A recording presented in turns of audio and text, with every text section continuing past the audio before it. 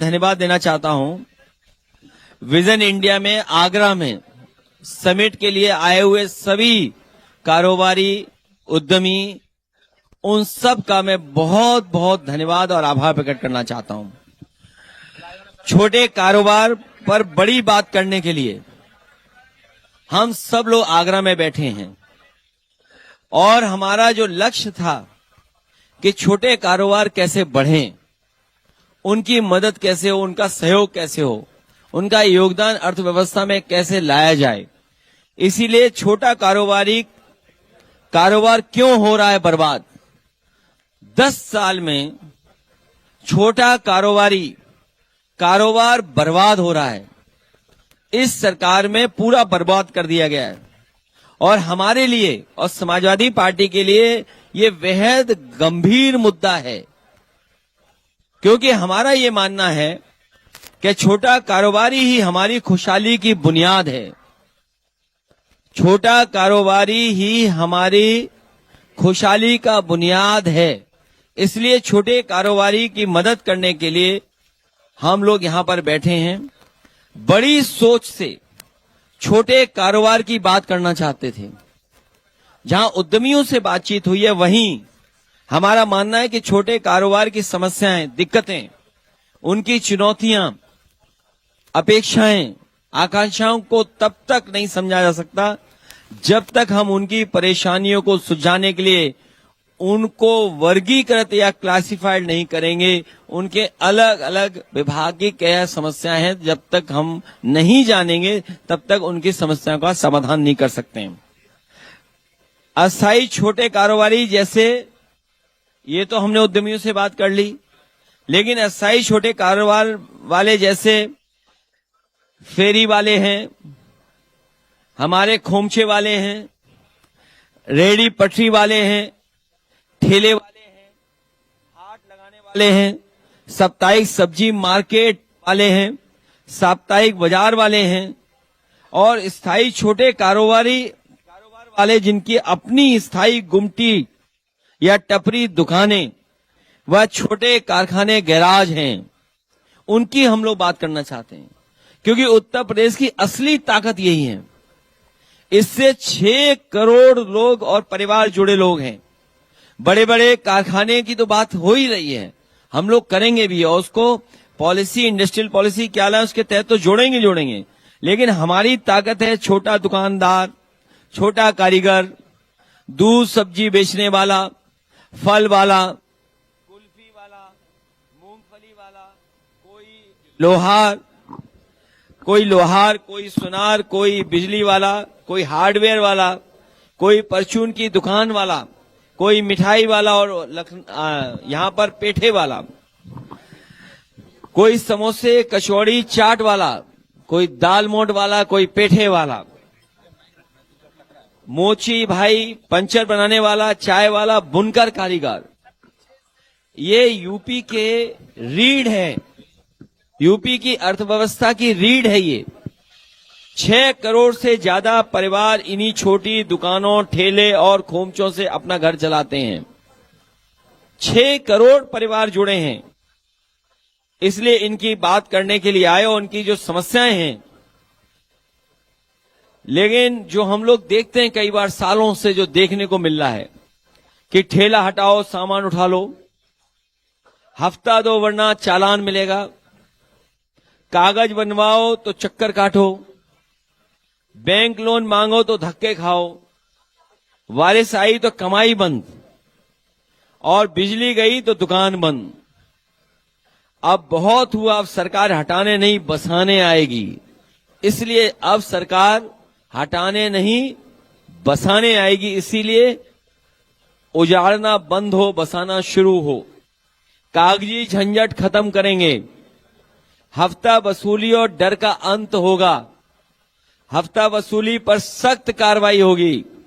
अगर हमें वेंडर सुरक्षा हेल्पलाइन शुरू करनी होगी तो वो भी करने का काम करेंगे और वीडियो सबूत भेजने पर 48 घंटे में एफआईआर होगी, क्योंकि आजकल मोबाइल सबके पास है, तो हम लोग उसको वीडियो सबूत मानेंगे। बाजार में तैनात कर्मचारी को लिए बॉडी कैमरा अनिवार्य करेंगे। बारिश में भी कमाई का सहारा कैसे हो उस दिशा में काम करेंगे। बारिश में भी कमाई जारी रहे उसके लिए काम करेंगे। जून में अगस्त में मानसून सहायता राशि सीधे खाते में भेजेंगे, क्योंकि कई बार मानसून में उनका कारोबार नहीं चलता, काम नहीं होता, उनके घर परिवार कैसे चलेंगे, उस दिशा में हम लोग फैसले लेंगे, पॉलिसी बनाएंगे। कम लागत पर मौसम बीमा कराने का काम करेंगे। वर्ग वाले ठेलों पर विशेष सब्सिडी देंगे। जो छोटे छोटे काम हैं उनको बढ़ावा कैसे दिया जाए। डिजिटल दुनिया होती जा रही है, तो कई बार जो छोटे कामगार हैं उन पे डिजिटल दुनिया की बराबरी का मौका देंगे। डिजिटल से डर नहीं होगा उनको, हम लोग मदद करेंगे। सफाई और सम्मान, क्योंकि उन इलाकों में बहुत गंदगी हो जाती है और सम्मानजनक दृष्टि से भी नहीं देखते सम्मान कैसे हो। बिना गिरवी के लोन उपलब्ध कराया जाएगा। बिजली की समस्या का समाधान होगा। बिजली कटौती का समाधान। ऑनलाइन कारोबार से मुकाबला करने के लिए उन्हें और ट्रेनिंग या और सहायता दी जाएगी। बुनकर, कारीगर और कलाकार का सम्मान, सही दाम। हर जिले में जो ओडीओपी है, लेकिन इस सरकार ने बजट नहीं दिया है और बहुत सारी असुविधाएं पैदा की हैं। इसलिए हम कहना चाहते हैं, जो छोटा व्यापार या दुकान, सबके चेहरे पे आए मुस्कान, सोने की चिड़िया सा चहके, फिर से हमारा हिंदुस्तान, उस दिशा में हम लोग काम करेंगे। बड़े ऐप्स की मनमानी पर रोक करेंगे। जीएसटी और लाइसेंस की परेशानी को खत्म करने का काम करेंगे। किराएदार से मालिक बनाने का सपना पूरा करने का काम करेंगे।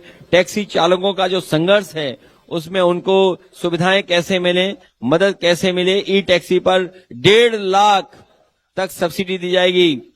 मुफ्त चार्जिंग सुविधाएं, क्योंकि ई गाड़ियों का बहुत बढ़ावा दिया जा रहा है। हुनर बढ़ेगा तो भविष्य बदलेगा, उस दिशा में काम करेंगे। उनको ट्रेनिंग दी जाएगी। आईटीआई वगैरह को और स्ट्रेंथन किया जाएगा। बड़ों को बनाओ, छोटों को मिटाओ, ये सरकार की योजना है। बड़ों को बढ़ाओ, छोटों को मिटाओ, ये सरकार कर रही है। बड़ों को और बड़ा बनाओ, बड़ों को और बड़ा बनाओ, बड़ों के कहने पर नीतियां बनाओ। मैन्युफैक्चरिंग की जगह ट्रेडिंग को बढ़ावा दो। बड़े लोगों से सीधा चंदा लो, बड़े लोगों के मुनाफे में अपना कमीशन जोड़ दो। ये सरकार काम कर रही है। आज की सरकार की जो व्यापारिक नीति है, मैं दोबारा पढ़ना चाहता हूं। आजकल जो सरकार की नीति है व्यापार की, बड़ों को और बड़ा बनाओ, बड़ों के कहने पर नीतियां बनाओ। मैन्युफैक्चरिंग की जगह ट्रेडिंग को बढ़ावा दो। बड़े लोगों से सीधा चंदा लो, बड़े लोगों के मुनाफे में अपना कमीशन जोड़ दो। इससे महंगाई बढ़ेगी, मांग कम होगी, छोटा कारोबार अनप्रॉफिटेबल होकर बंद हो जाएगा। क्योंकि छोटा कारोबार अगर अनप्रॉफिटेबल हुआ तो वो कारोबार बंद हो जाएगा। कारीगर को मजदूर बनाना चाहती है सरकार। हमारे जिन पे हुनर है, जिन पे काबिलियत है, जो मेहनत और खून पसीना बहाते हैं, उसको ये सरकार कारीगरों को मजदूर बनाने चाहती है, जिससे वो परिश्रमिक पर ही निर्भर हो जाए और उनकी कारीगरी का लाभ कोई और बिचौलिया उठाने में आ जाए। जमाखोरी को बढ़ावा देकर दाम बढ़ाकर काम कमाओ, ज्यादा कमाओ। जमाखोरी को बढ़ावा देकर दाम बढ़ाकर कमाओ। बिचौलिया बिजनेस का एक पूरा तंत्र खड़ा कर दो, ये बीजेपी कर रही है। टैक्स और अकाउंट का ऐसी आतंकी वातावरण बना दो कि छोटा कारोबारी डर के मारे अपना काम ही छोड़ दे। एक बार जीएसटी के चक्कर में पड़ गया कोई, और इस तरह का इन्होंने मकड़ जाल बनाया है कि टैक्स और अकाउंट का ऐसा आतंकी वातावरण बना दो कि छोटा कारोबारी डर के मारे अपना काम ही छोड़ दे और मजदूर बन जाए। सरकारी तंत्र को इतना भ्रष्ट बना दो कि छोटे व्यापारी की सारी बचत वो खा जाए और छोटा व्यापारी व्यापार को बढ़ाने के बारे में सोच ही ना सके, मतलब धीरे धीरे खुद ही खत्म हो जाए। ये सरकार की पॉलिसी है। इसलिए हम आपसे कहना चाहते हैं, जब तक छोटे कारोबारी को हम मदद नहीं करेंगे, बढ़ावा नहीं देंगे, तब तक हम आगे नहीं बढ़ सकते हैं। भाजपा सरकार के 10 साल आगरा में, ये सरकार हर साल अपना उत्सव मनाती है और अभी 12 साल मनाए। किसी भी पेट्रोल पंप पे आप जाओ तो 12 साल कैसे लगेंगे आपको? और अगर 20% एथेनॉल न मिलाया होता तो बताओ आपकी जेब से कितना पैसा सरकार निकाल लेती। और सरकार कहती है हम विश्व गुरु बनना चाहते हैं। जब विश्व गुरु बनने का मौका मिला तो मौका खो दिया। जिस तरह सरकार पाकिस्तान में चली गई थी बिना किसी सूचना, बिना किसी प्रोटोकॉल के, तो अगर हमारे प्रधानमंत्री इजराइल के बाद ईरान में हवाई जहाज उतार देते तो न वार होता, न आज हमें डीजल, पेट्रोल और गैस इतनी महंगी खरीदनी पड़ती, न खाद की भी संकट आता। ये मैं आपको दिखाना चाहता हूं कि आगरा में पिछले 10 साल में इस सरकार ने लगभग 500 प्राइमरी स्कूल बंद कर दिए। आगरा में पिछले 10 साल में इस सरकार ने लगभग 500 प्राइमरी स्कूल बंद कर दिए। 2017 में 2090 थे यहां पर प्राइमरी स्कूल, आज 1637 प्राइमरी स्कूल बचे हैं। तो बताइए लगभग 500 प्राइमरी स्कूल आपके आगरा में बंद हो गए हैं। ये है उसका ग्राफ। और कहीं गलत हम बोल रहे हो तो जरूर हमारे पत्रकार साथियों हमारे खिलाफ चलाना।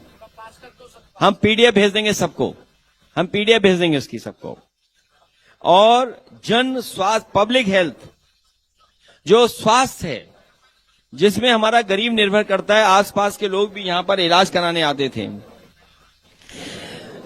ये जो एलोपैथिक स्वास्थ्य केंद्र थे, जो हमारे एलोपैथिक स्वास्थ्य केंद्र थे यहां पर आगरा में 14, जो स्थानीय निकाय द्वारा संचालित एलोपैथिक स्वास्थ्य केंद्र थे 14 थे 2017 में, आज केवल 4 चल रहे हैं। बताइए आप, पहले जो स्वास्थ्य केंद्र थे आगरा में 2017 में थे 14, अब कितने जीरो हो गए बताइए, शून्य। बताइए सब स्वास्थ्य केंद्र बंद कर दिए।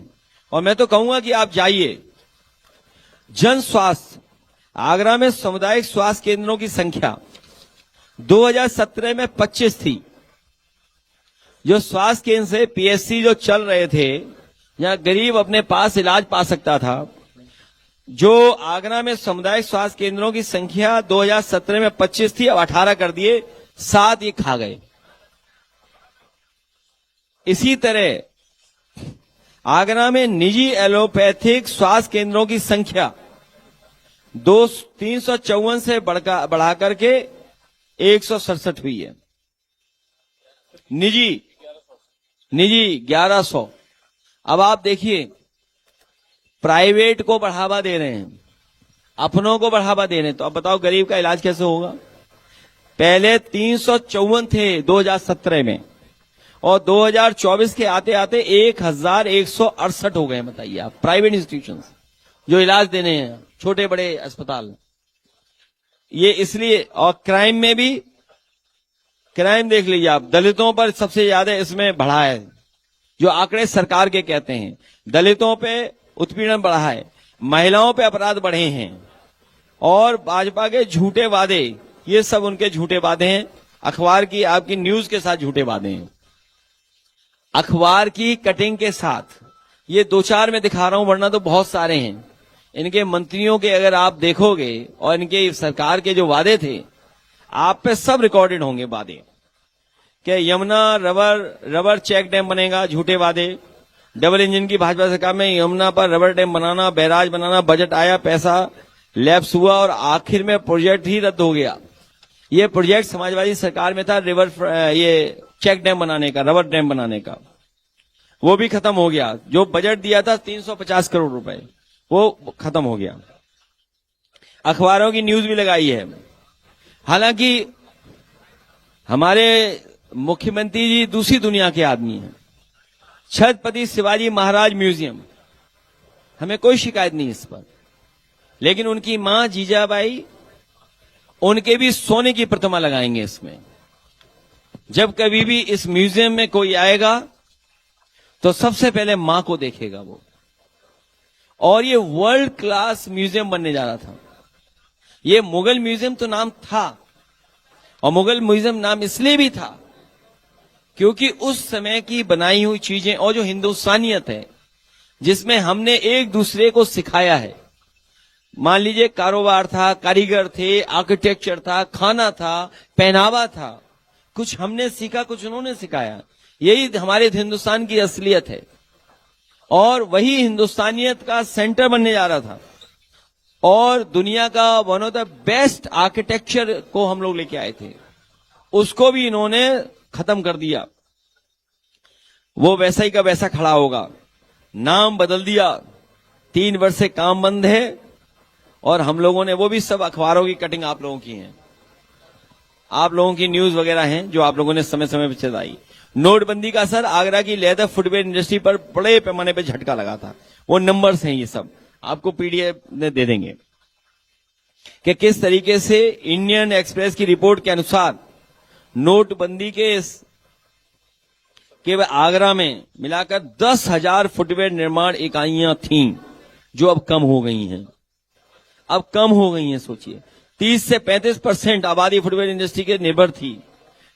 5 लाख लोगों को रोजगार देता था। अब उस पे भी संकट छा गया है इनकी सरकार में। मैं अपने प्रेस के साथियों का धन्यवाद देता हूं। Agra Lucknow express way, metro, अस्पताल, इलाज, एम्बुलेंस, 100 नंबर गाड़ी, cycle highway, bicycle highway, laptop distribution, न जाने कितनी सुविधाएं समाजवादियों ने दी। आने वाले समय में आगरा का ताजमहल जिस तरीके से दुनिया में जाना जाता है, आगरा शहर का इंफ्रास्ट्रक्चर, सड़कों पे जाम न लगे, कंजेशन न हो, टूरिस्टों को सुविधाएं मिले, टूरिस्टों के लिए और अपने यहाँ के टूरिज्म को बढ़ावा देने के लिए ट्रेनिंग इंस्टीट्यूट बनानी पड़े, फूड के लिए ट्रेनिंग इंस्टीट्यूट बनानी पड़े, स्किल डेवलपमेंट, स्किल बढ़ाने के लिए नई तरीके से काम करना पड़े, एमएसएमई को सपोर्ट करने के लिए अगर हमें विशेष पैकेज देना पड़ेगा तो अपने कारोबारियों को बढ़ावा देने का काम करेंगे। सर, आज ही भूपेंद्र चौधरी ने आगरा में सरकार के 12 साल पूरे होने पर रिपोर्ट कार्ड पेश किया है और कहा है कि व्यापारियों के हित के लिए, व्यापार बढ़ाने के लिए सरकार काम कर रही है। जैसे ही समाजवादियों का इंडिया विजन का कार्यक्रम होता है, उनके मंत्री निकल पड़ते हैं और कभी उनसे पूछना उन्हें कौन सा विभाग मिला है। इतने बड़े नेता थे, उन्हें विभाग मिला सूक्ष्म, हिंदी में क्या कहेंगे उसको, विभाग को सूक्ष्म, उससे भी छोटा विभाग है सूक्ष्म, और तब मिला जब बजट ही नहीं उस विभाग में। तो आप सरकार से पूछिए कि आपने 500 प्राइमरी स्कूल क्यों बंद कर दिए, बताओ आप बताइए, प्राइमरी स्कूल क्यों बंद कर दिए आपने, सरकारी पीएससी क्यों बंद कर दिए। आप प्राइवेट को बढ़ावा देने के लिए, जिससे आपकी जेब में भी कमीशन आ जाए, आपने 300 से लेकर के 1000 आपने प्राइवेट अस्पताल खुलवा दिए। इससे पता चलता है कि आपकी सरकारी संस्थाएं बिल्कुल ठप हैं। आपने सरकारी मेडिकल कॉलेज और सरकार के जितनी भी संस्थाएं थी स्वास्थ्य को देखती थी, वो सब ठप कर दी आपने। योगी जी ने साफ कहा है कि 2017 से पहले क्या हालत है प्रदेश के और आज क्या है। आप सपा प्रमुख पहले अपने युवाओं को देख लें, आप अपने चेली चपाटों को संभाल लें, ये बड़ी बात कही। 2017 से पहले हमारे पत्रकार भी नहीं जानते थे कि कोई योगी जी कोई हैं। आप सच बताओ, जानते थे? और आप पता करना, आगरा कब आए थे वो? आगरा वाले तो जानते नहीं थे कि कोई योगी जी भी हैं। तो 2017 से पहले उनकी ही पहचान नहीं थी कोई। आप अपने दिल पे हाथ रखो, आप दिल पे हाथ रखो कि बताओ 2017 से पहले आप जानते थे? बताओ, चेहरा बता रहा है, यहां कोई नहीं जानता था।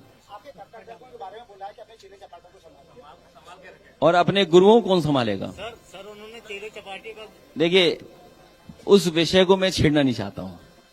देखिए, उस विषय को इसलिए नहीं छेड़ना चाहता हूं कि देश में नकारात्मक पॉलिटिक्स करने का किसी ने काम किया तो भारतीय जनता पार्टी है। और हजारों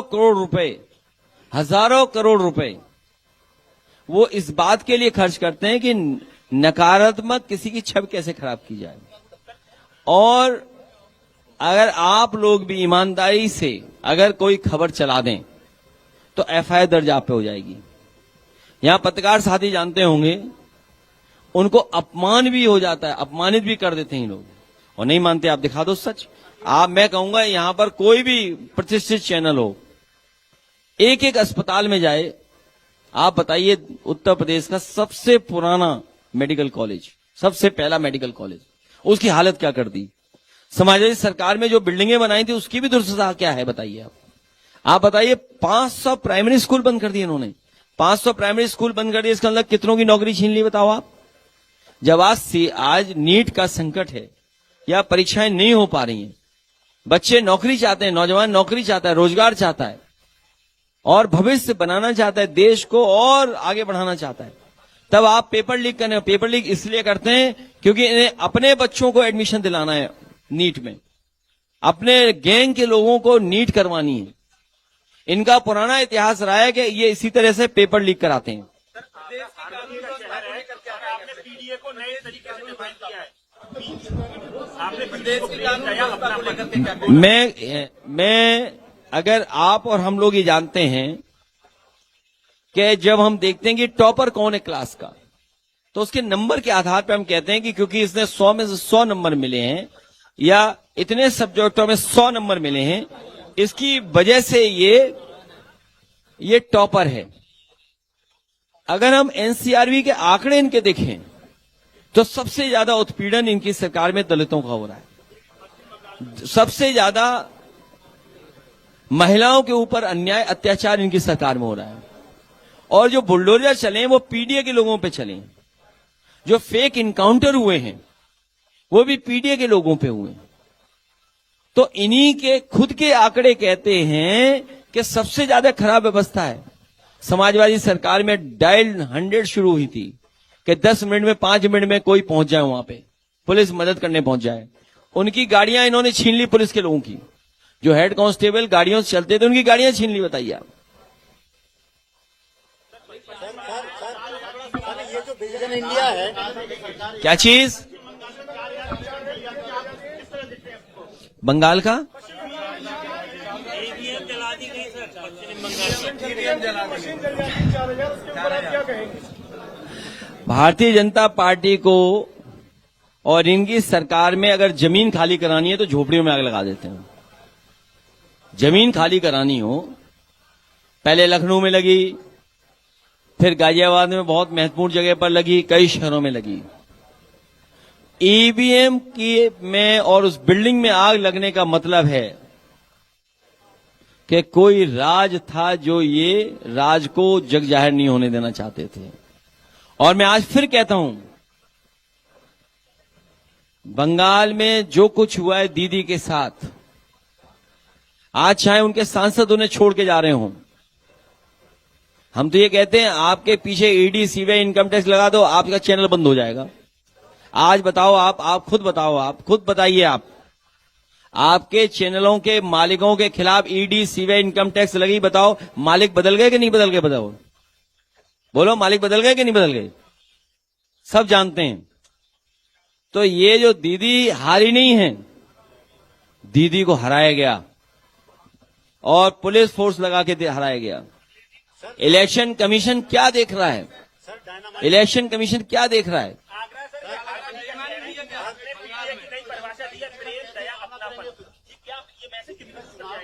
ये मैंने अपने कार्यकर्ताओं से कहा है कि पीडीए का महत्व और तब बढ़ जाएगा जब प्रेम, दया और अपनापन के साथ हम लोगों से मिलेंगे।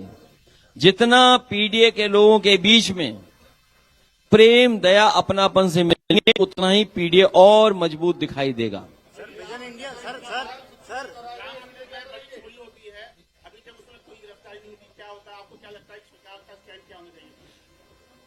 पहले आप बताओ सवाल क्या है? राम मंदिर में चोरी नहीं हुई है, चढ़ावा में चोरी हुई है। इतने बड़े अखबार हो, क्यों ऐसा नहीं करते हो पत्रकार भाई? नहीं, सवाल सही पूछा है। देखिए, अरे एक मिनट, मैं अपने पत्रकार साथी का धन्यवाद देता हूं कि उन्होंने चढ़ावे की चोरी की बात की है। अब आप देखिए, चढ़ावे की चोरी के बाद कितना दुर्भाग्य है कि हमारे धर्म के और मंदिर के लोगों की जांच पता है कौन करेगा? अधिकारियों। बताओ, हमारे धर्म में को आगे बढ़ाने वालों की जांच अधिकारी करेंगे? इससे बड़ा दुर्भाग्य और क्या हो सकता है सनातन धर्म के लिए? कि बताइए, प्रभु श्री राम मर्यादा पुरुषोत्तम राम के चढ़ावे में अगर कोई बात हुई है तो कैमरा बंद कर करके आपस में बातचीत कर लें, और कैमरा बंद कर करके आंखें बंद कर करके जो चढ़ावा चोरी हुआ वो वापस रख दो, भगवान प्रभु श्री राम माफ कर देंगे। लेकिन बताओ, अधिकारी जांच करेंगे हमारे भगवान के पुजारियों की? ये सनातन धर्म का अपमान है। सर 27 का चुनाव ये सनातन धर्म का अपमान है कि बताओ, हमारे साधु संतों की इतनी पवित्र और प्रतिष्ठित जगह की जांच अधिकारी करेंगे? ये सनातन धर्म पर चलने वाले कोई स्वीकार नहीं कर सकते हैं। वहां कैमरे बंद कर दो, लाइट बंद कर लो, प्रभु श्री राम के सामने अपने आप कोई चढ़ावा फिर लग जाएगा। सर विजन इंडिया का सर विजन इंडिया का सर विजन इंडिया सर ये निगम साहब ऊपर आ जाते हैं। सर विजन इंडिया का समाजवादी विचार देश में जो पूंजीवादी परंपराएं हैं उनसे लड़ने के लिए है सर, क्या है सर? मुझे खुशी है हमारे साथी जो सवाल कर रहे हैं। मैं लगातार और समाजवादी लोग इसी तरह काम करते रहेंगे और भारतीय जनता पार्टी को हराएंगे, और जनता तैयार है हराने के लिए। जनता तो है ही तैयार, ये हमारे यूट्यूबर्स बहुत तैयार हैं हराने के लिए।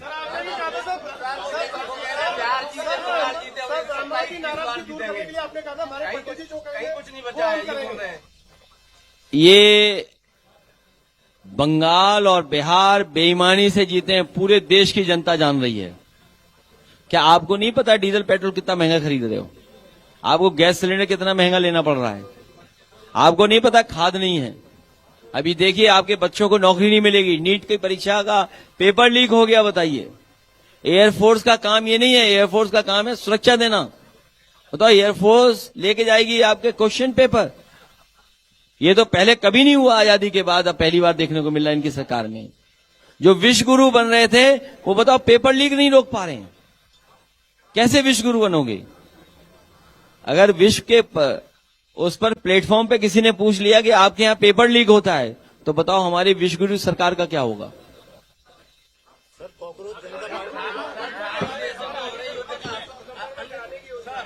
क्या? अरे जो प्रधानी का चुनाव नहीं करा पा रहे वो क्या नवंबर दिसंबर में चुनाव कराएंगे? आप खुद देखो ना, प्रधानी के चुनाव से घबरा गए क्योंकि गांव के लोग बैठे थे तैयार इन्हें हराने के लिए। जो प्रधानी का चुनाव नहीं करा पा रहे वो नवंबर में चुनाव कराएंगे। ये आपको उलझा रहे हैं, हमें उलझा रहे हैं। ये सोच रहे हैं बीजेपी के लोग, क्योंकि अभी अभी हारे हैं ये, तो ये सोचते हैं कि नवंबर में हम बोल करके समाजवादियों की रणनीति जान लें। ये कितना भी हमें गुमराह करें, हम लोग बात नहीं मानेंगे। लेकिन नवंबर में अगर चुनाव कराएं तो महिलाओं का आरक्षण भी तो लागू कर दें।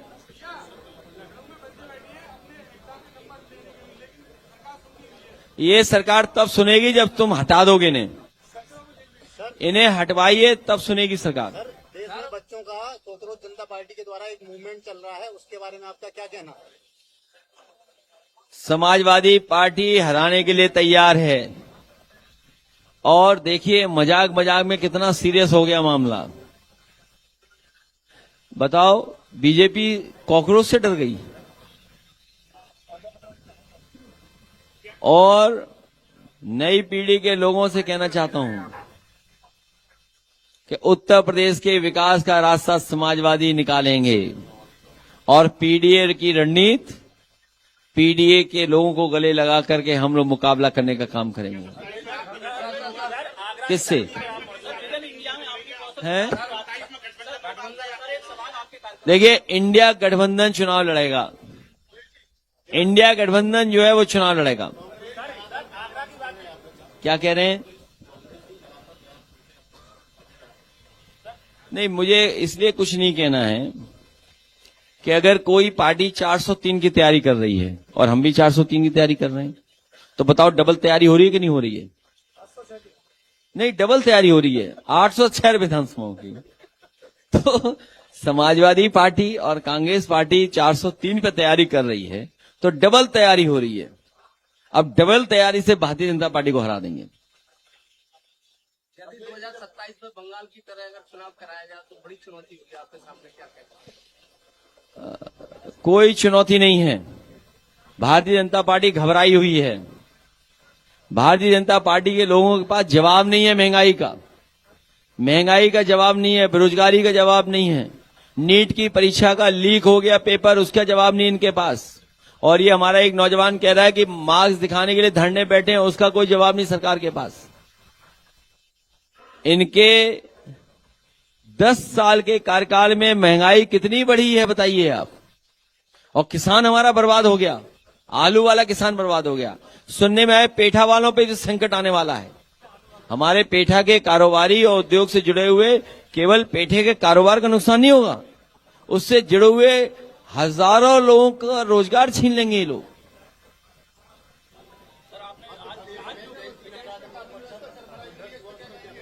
किस पे? ये कोई नई बात नहीं है। बीजेपी हर अनकॉन्स्टिट्यूशनल काम करती है, अनडेमोक्रेटिक काम करती है। उनका भाषा व्यवहार इसी तरह का है, वो जीतने के लिए कुछ भी कर सकते हैं।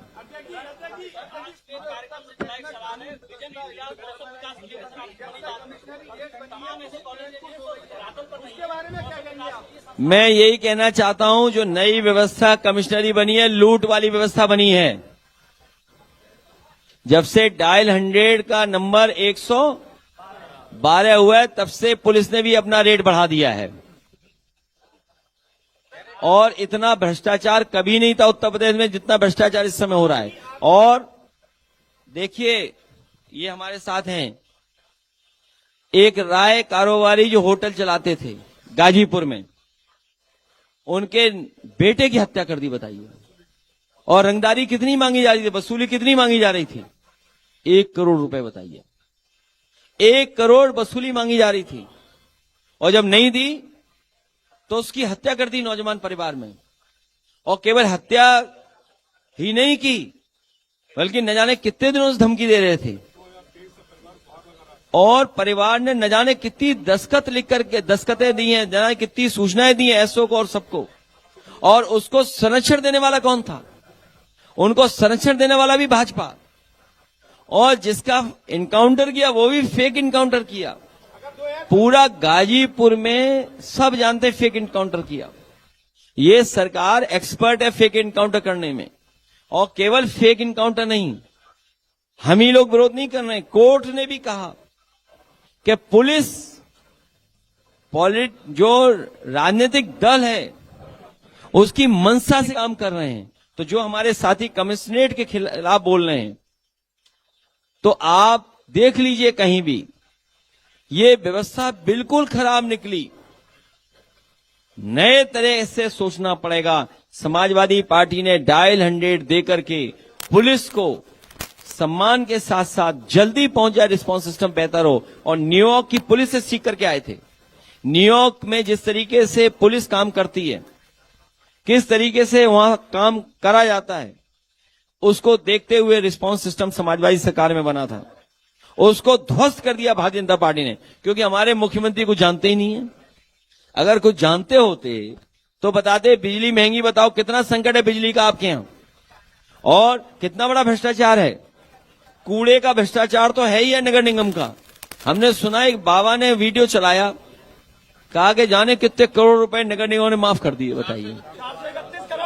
बताइए 400, बताइए लखनऊ में बैठे लोग नहीं जानते हैं। हाँ, और आदेश भी वहीं से आया। बताइए, वो अधिकारी इतनी सीधी सादी भोली वाली थी कि उसने कहा ये आदेश हमारा नहीं है, ये तो ऊपर से आदेश आया था, उसका हम पालन कर रहे हैं। इसी तरह पुलिस पालन कर रही है। जो ऊपर से आदेश आता है,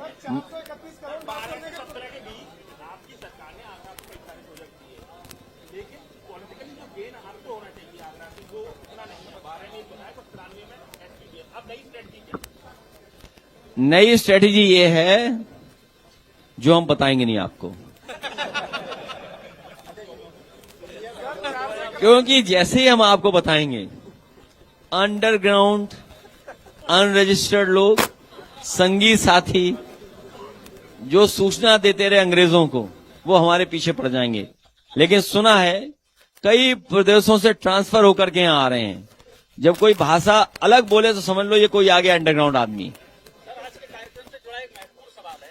कौशल विकास मिशन को लेकर के लगातार जिस तरीके से ITI कॉलेज चल रहे हैं, आगरा में 132 कॉलेज हैं और यदि उनका धरातल चेक किया जाए तो आधे से ज्यादा धरातल पर नहीं है, उनका संचालन कागजों में हो रहा है। यदि आप आते हैं तो क्या बदलाव करेंगे? मैं अपने पत्रकार साथियों को ये भरोसा दिलाना चाहता हूं कि जिस तरीके से बदलाव हुआ है चीजों का और AI को लेकर के हर क्षेत्र में बड़ा बदलाव दिखाई दे रहा है और इंडस्ट्री में बड़े पैमाने पे बदलाव दिखाई दे रहा है, तो हमें नए तरीके से अपने ITI, उसका नाम स्किल डेवलपमेंट सेंटर बोलें, ITI बोलें, पॉलिटेक्निक बोलें, या इस जमाने के हिसाब से हमें दोबारा शुरू करना पड़ेगा।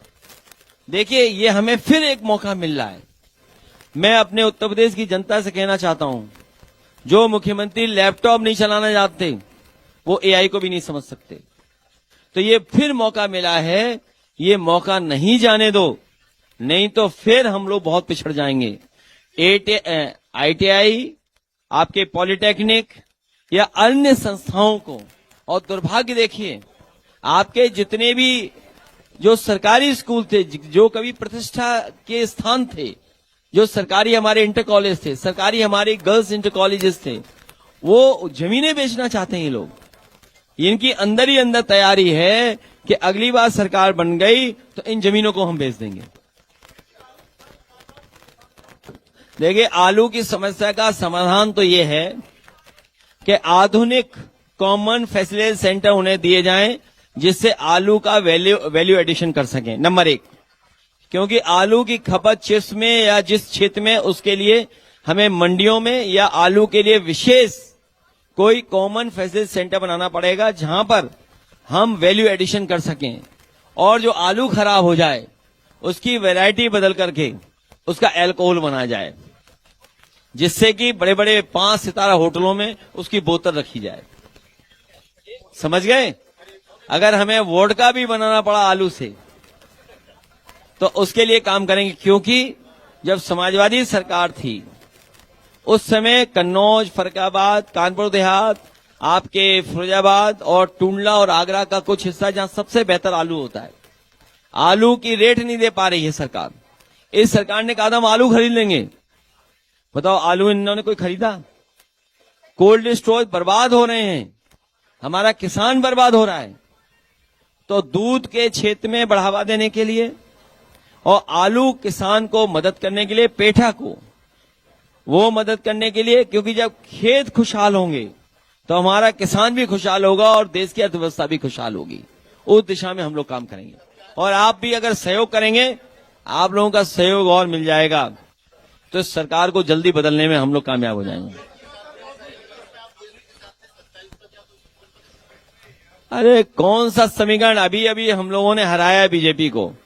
देखिए, बीजेपी को हरा चुके हैं, इसलिए बीजेपी घबराई हुई है।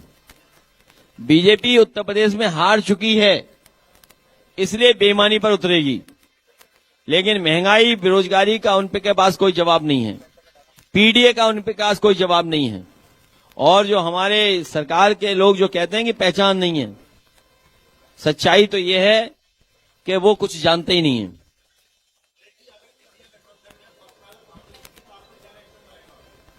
मुझे खुशी है इस बात की कि बाबा साहेब भीमराव अंबेडकर जी के संविधान को बचाने के लिए और लोकतंत्र को मजबूत करने के लिए हमारे बहुजन समाज ने बड़े पैमाने पे पीडीए की मदद की। और इस बार मैं कई बहुजन समाज के नेताओं से मिला हूं, व्यक्तिगत मुलाकात की है। मैंने उन लोगों से निवेदन किया और कहा है कि अगर आपका सहयोग और साथ और थोड़ा मिल जाएगा तो आप देखेंगे कि मथुरा में, हाथरस में और आगरा में परिवर्तन दिखाई देगा, पूरे उत्तर प्रदेश में परिवर्तन होता दिखाई देगा, क्योंकि वो जानते हैं।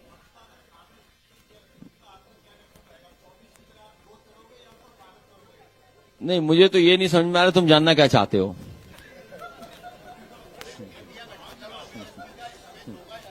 है? हम बहुत समझदार नहीं हैं, हम उतने ही समझदार हैं जो हमें समझना चाहिए।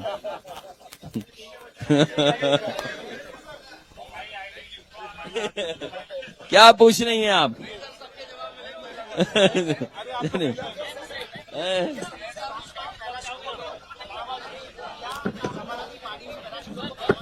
नहीं, भारत समाजवादी पार्टी अपने कार्यकर्ताओं के साथ चुनाव लड़ेगी, पीडीए को साथ लेके, बहुजन समाज को जोड़ करके। अरे बैठ जाओ। अभी पत्रकार जब चले जाएं तो हम अपने कार्यकर्ताओं से कहेंगे ये खाली कुर्सी पर